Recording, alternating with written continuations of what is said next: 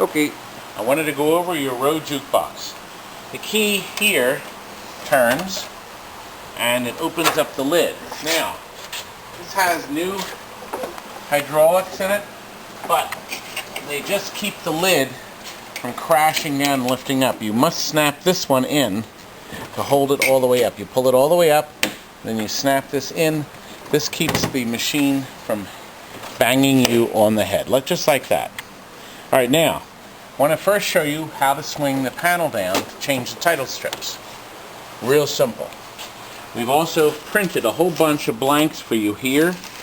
You can put them in your computer, figure out how to transpose the titles in, and then they just slide in one by one. It's very easy to load the jukebox. I'm going to show you that next. But first, let me swing this up. When your jukebox arrives, we're going to have the shipping bolts in it. That's these. There's two of them. Right here and an identical one on the other side.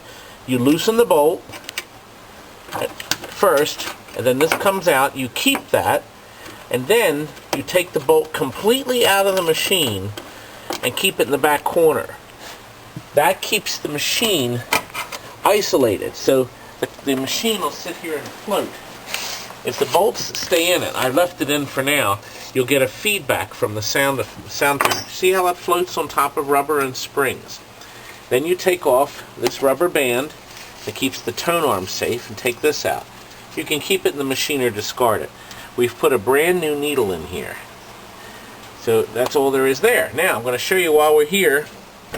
Open this up here and you can adjust bass and treble. That's one channel, and down here's the other channel. They're just slide switches. We'll have it set on normal for you, so you won't have to do anything else. It's now set on what we call free play. There's something called a playmaker. We have it turned off right now, but if you'd like, if you slide it to 20 minutes, every 20 minutes it'll play a record, or every 40 minutes a record, or continuous, it'll continue to select random records, both sides, until someone makes the selection. Then it'll play that selection next, and then it'll go back to its playmaker mode where it'll continually play records. That's great if you don't want to punch in songs. You just want to start music, you just hit that up. But you don't have to in this case. Now I want to show you how to load records. This is the service switch.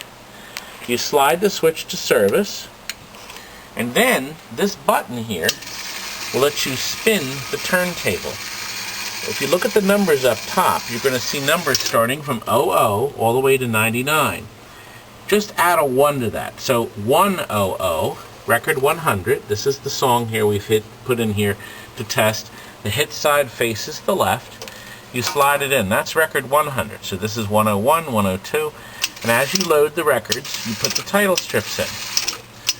And that's all there is to it. When you're done, you can slide the switch back to on, but you see this affair? This will do it for you. When you close the lid, it'll automatically put it back in on. Now notice it says off. When you flip it off, it turns the computer off and the turntable. So the turntable is dead as a doornail. If by some chance you got your finger stuck in it or something, you can always flip the switch to off, and that'll save you. Everything will be fine. But I don't think there's anything else on that. Let's slide this to on. It's now going to search and go to the home position.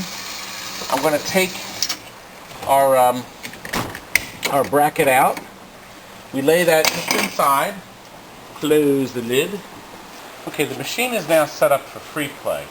So in this case, we'll hit 100 because that's the only record in there. But the popular button, every time you press that, it'll play the most popular songs that you like. So after you have the machine for a few days, you want to hear instant music, you hit the popular. It'll play the most popular song in your box.